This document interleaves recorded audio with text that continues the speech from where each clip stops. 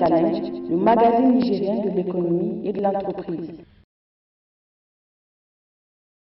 Chers téléspectateurs, bonsoir. Ravi de vous retrouver pour ce numéro de Business Challenge et c'est surtout avec un très grand plaisir que je renoue avec vous après 7 semaines d'absence, 7 semaines au cours desquelles vous avez continué à suivre Business Challenge grâce au formidable travail que fait l'équipe Business Challenge malgré mon absence. Alors, cette semaine où j'étais aux États-Unis pour suivre le programme Yali et je reviens en force avec beaucoup de bonnes initiatives à partager avec vous et ça commence déjà dans ce numéro. Nous avons une rubrique table ronde et où la jeunesse positive du Niger, les jeunes entrepreneurs qui rêvent de changer positivement ce pays se sont retrouvés pour échanger sur les questions de leadership et de création et développement d'entreprises. Je vais rappeler rapidement ce qu'est le cadre parce qu'on a des nouveaux pour qu'ils puissent se mettre à jour et puis réviser pour ceux qui sont là depuis longtemps. On est une petite communauté qui est comme ça, naturelle, informelle, qui n'a pas vraiment de statut, on n'a pas fait d'ONG ou d'association pour l'instant, et qu'on se retrouve parce qu'on est intéressé par deux thématiques qui se complètent. D'abord, les questions de leadership, d'ethical leadership, la question de notre rôle et de notre responsabilité dans la situation de nos communautés, de notre pays. Qu'est-ce qu'on fait pour ça? Donc partager des bonnes expériences, se motiver, être entre gens positifs qui voient le futur différemment et qui veulent travailler pour créer un futur différent et créer des modèles pour les prochaines générations à suivre.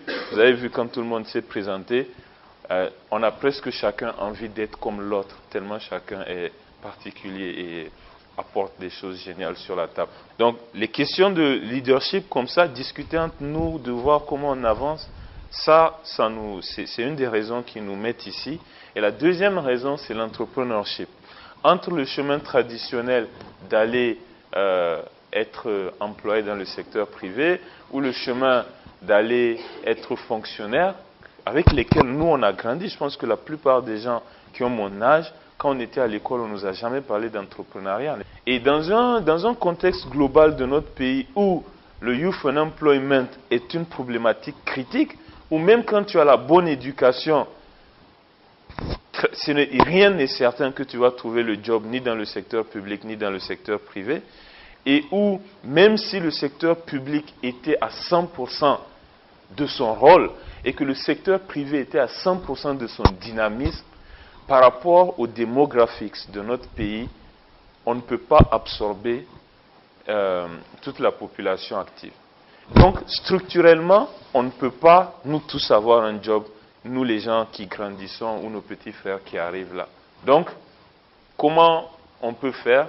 Dans beaucoup de solutions envisageables, une des plus simples à mettre en œuvre, parce qu'elle ne demande pas des réformes structurelles lourdes et les variables sont beaucoup plus conjoncturelles, c'est que les gens se mettent à l'entrepreneuriat. Quand toi, tu crées un emploi pour toi-même, tu as déjà apaisé la tension du youth unemployment.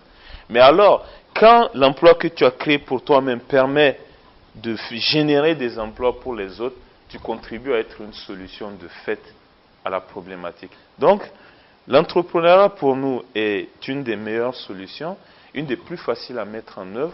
Quand tu es intéressé par créer quelque chose, même si c'est dans la tête, te donner les outils qui te permettent d'éviter la plupart des pièges, n'est-ce pas? Te connecter avec les gens les plus intéressants qui peuvent te donner des conseils, t'appuyer, te demander comment tu avances et te donner le courage de réaliser tes rêves.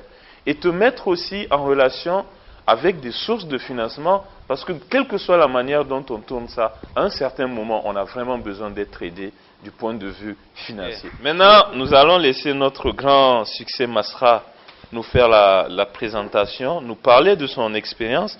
Je dois vous dire qui est Succès. Donc Succès a étudié en France, à Sciences Po. Je ne sais pas si vous connaissez Sciences Po. Il était le major au concours d'entrée et le major à la sortie. Donc, quand il est sorti de Sciences Po, il a travaillé comme expert comptable dans un cabinet d'audit en France, enseignant. C'est le numéro 1 en France et dans le top 4 mondial. Ensuite, il est allé à la BAD, Banque africaine de développement, qui était à Tunis à l'époque. Et c'était encore le major au concours d'entrée. Et aujourd'hui, il est un des cadres avec la carrière la plus fulgurante en termes de promotion et en termes d'influence. Il a le Niger dans son portefeuille à la base, ce qui fait qu'il voyage souvent au Niger. Et à côté de ça, il est auteur, il a écrit plusieurs ouvrages, dont un qui est en train de sortir actuellement sur la vie de Nelson Mandela. Il est le fondateur de Génération ABCD, qui est un cadre de leadership, ça veut dire Anybody can dream. C'est ça ABCD. Donc tout le monde a le droit de rêver et de changer son monde. Il est d'origine tchadienne en fait. Donc c'est un mouvement au Tchad qui regroupe toutes les différentes catégories socio-professionnelles de la jeunesse qui rêvent d'un nouveau Tchad. C'est comme si nous ici, on arrivait à mettre en commun par exemple la Lean Startup Samaria, la Fadatech, l'incubateur. C'est-à-dire tous ceux qui veulent rêver d'un nouveau pays se sont fédérés autour de ABCD. Donc c'est un serial entrepreneur en même temps qu'il est fonctionnaire international. Et donc il connaît la démarche de création d'entreprise et il est expert en processus projet.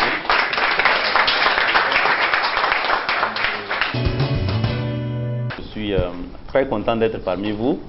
Après avoir écouté tout le grand speech de cadre, mais avant cela, quand on a fait le tour de la salle avec chacun vos différents projets, vraiment, le mot c'est quoi? Bluffer, bluffer au sens noble du terme. Et je mesure vraiment ce que je dis. Je pense que ce moment d'échange est d'abord d'apprentissage pour moi. Je viens aussi écouter, apprendre de vos expériences respectives.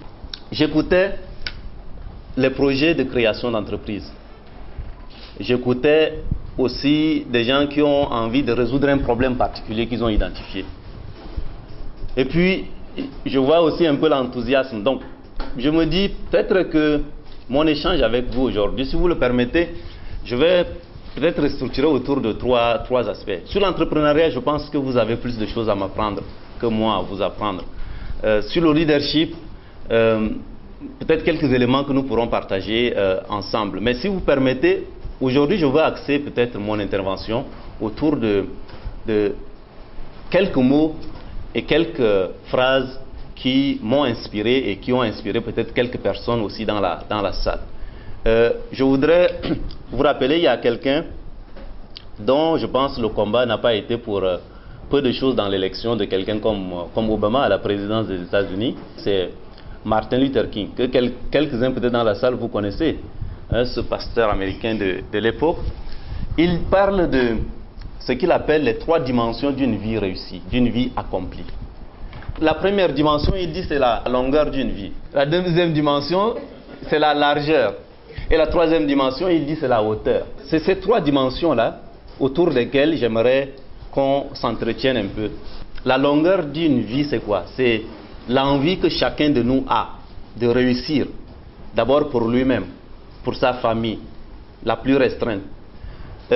L'envie qui vous amène à passer des nuits blanches, à vous battre pour réussir un diplôme, pour entrer dans une université, pour entrer dans une grande école, pour acquérir quelque chose qui vous tient à cœur, pour gagner un dan dans la compétition de taekwondo. Cette envie-là, il trouve que c'est une envie légitime.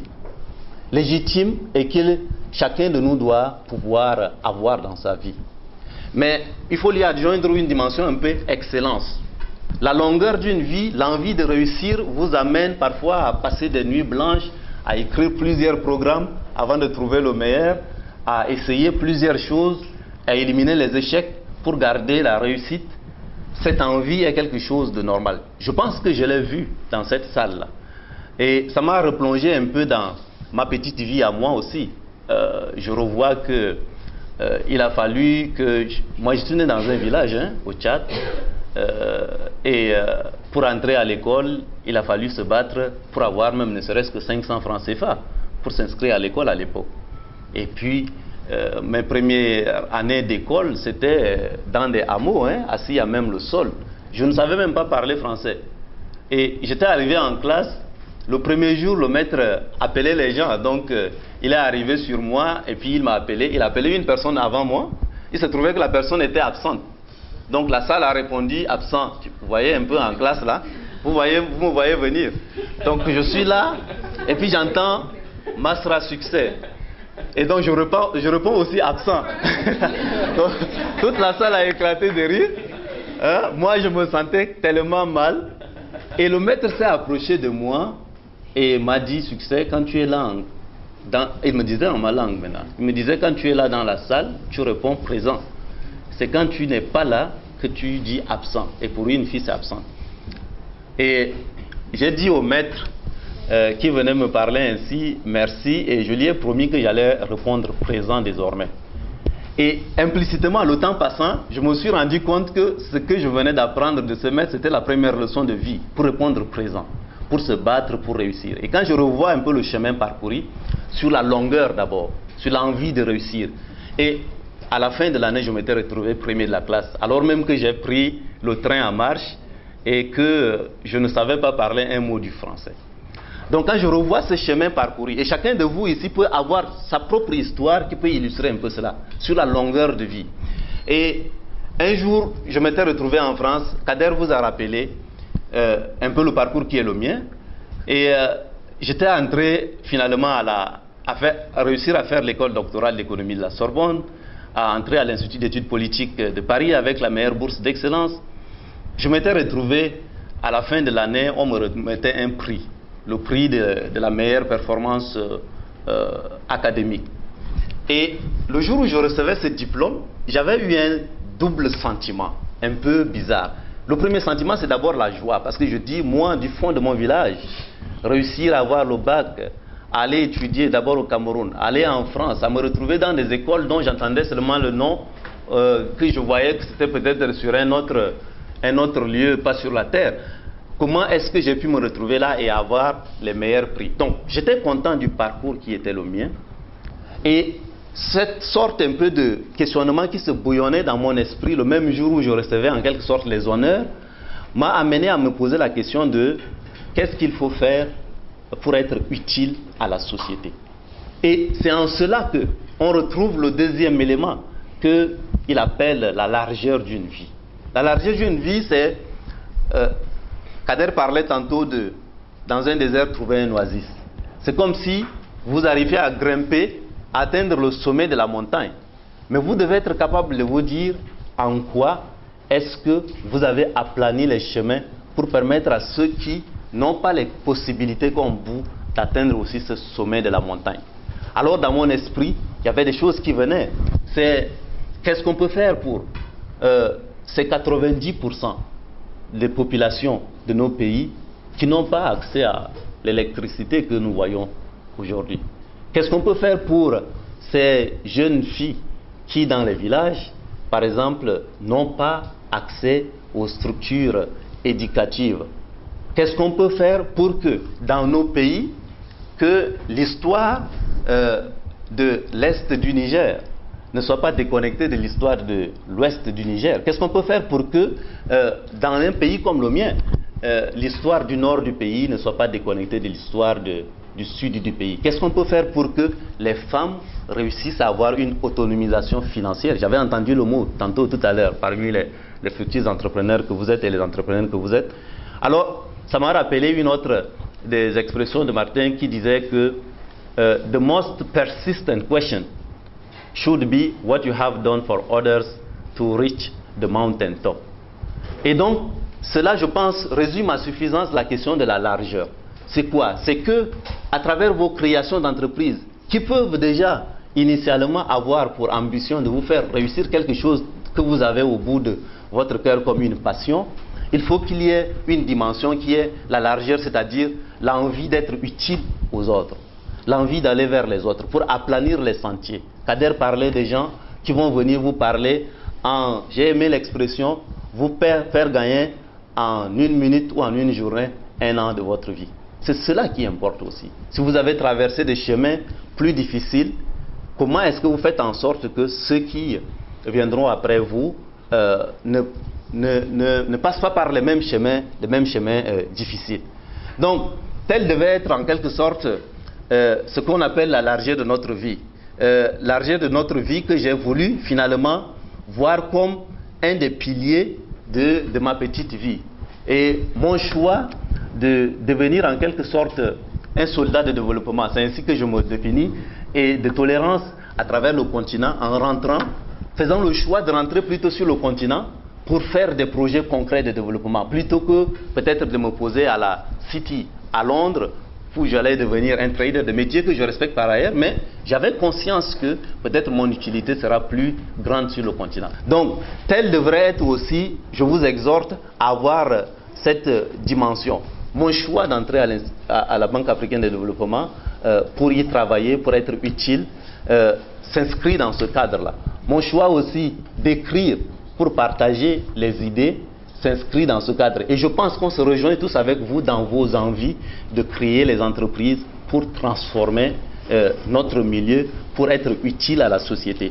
C'est ce qu'on appellera un peu, si vous permettez l'expression, devenir ce que j'appelle les thermostats de nos vies plutôt que d'être des thermomètres. C'est-à-dire la différence entre les deux, un thermostat, ça régule la température, alors qu'un thermomètre ne fait que constater la température.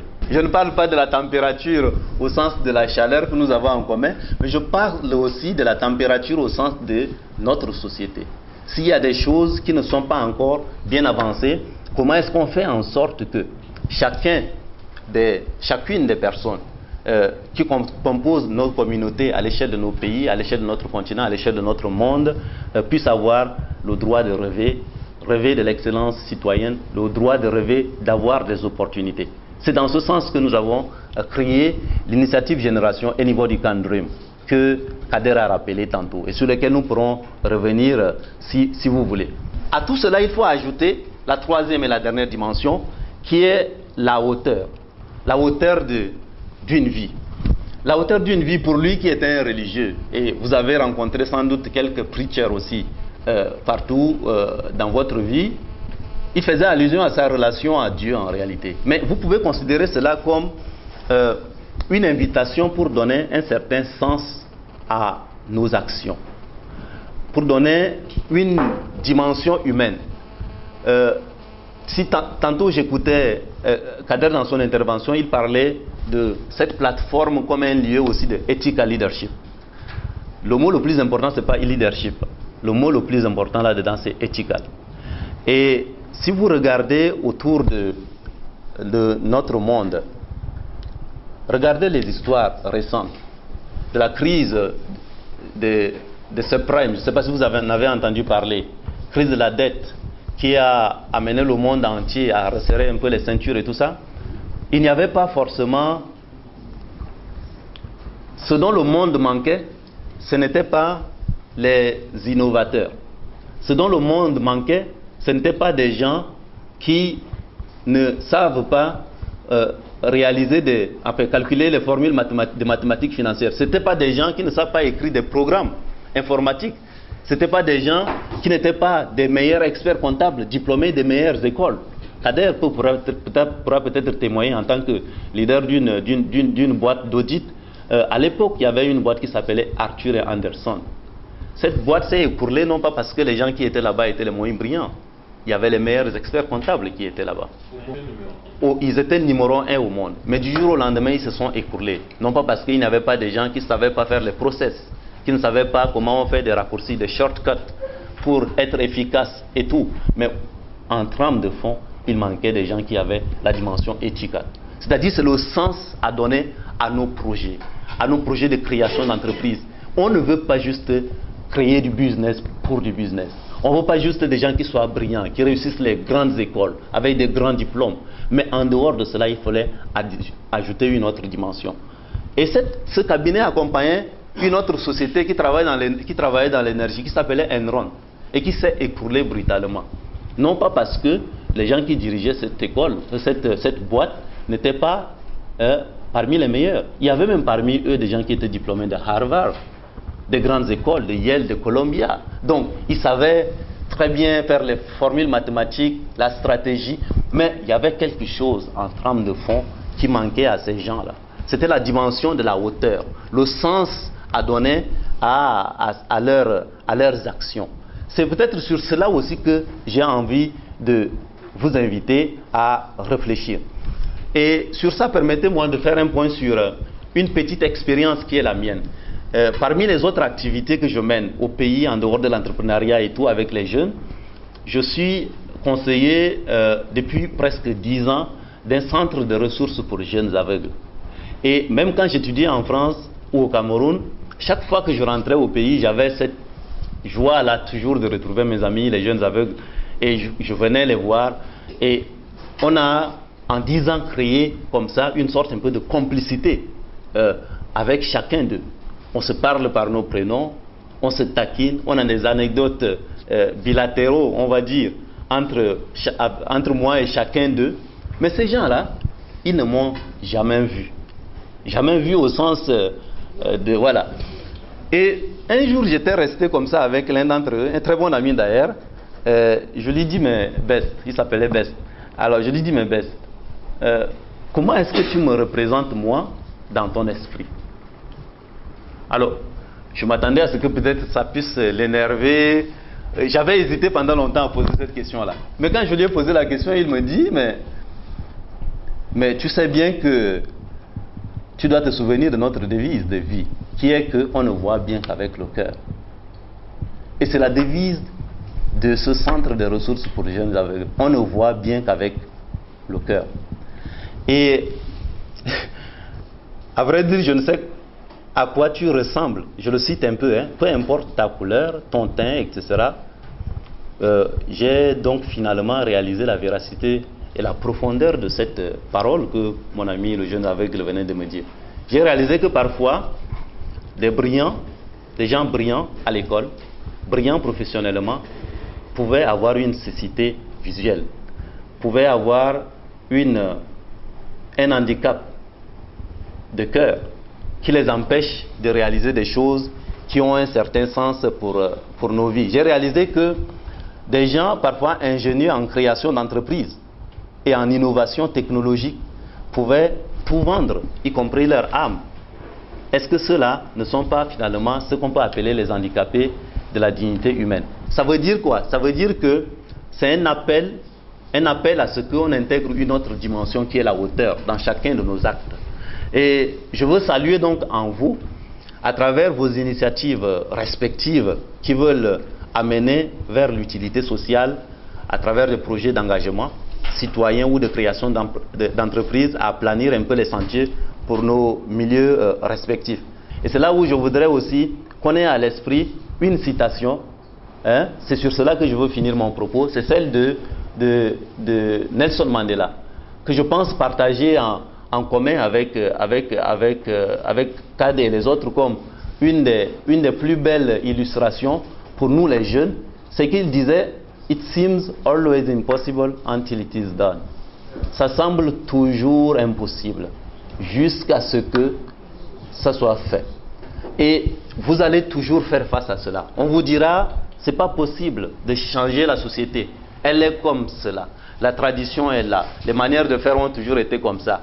Notre environnement économique a toujours été comme ça. On ne peut rien changer. On ne peut pas sortir des choses.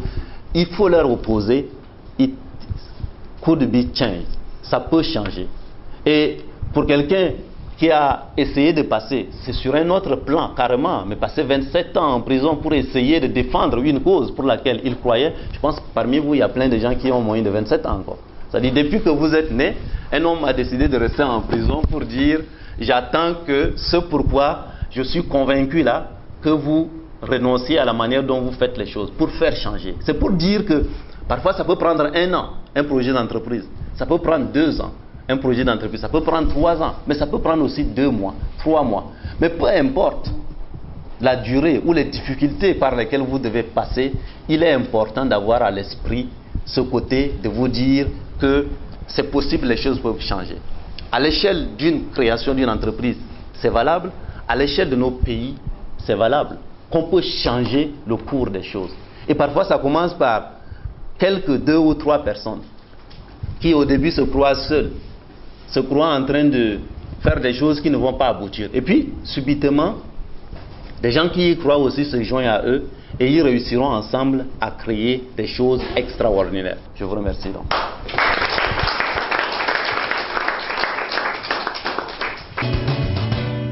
Chers téléspectateurs, j'espère que vous avez bien apprécié ce numéro de Business Challenge. Vous le savez maintenant, vous pouvez toujours continuer à interagir avec l'émission Business Challenge via les réseaux sociaux, notamment via notre page Facebook, Business Challenge Niger sur Facebook, via aussi notre page Twitter, où il suffit de taper Business Challenge sur Twitter et vous allez nous retrouver. Vous pouvez aussi nous envoyer vos commentaires et suggestions par mail ou en nous appelant tout simplement sur les numéros de notre entreprise. Restez en compagnie de Business Challenge et à la semaine prochaine. Bonsoir.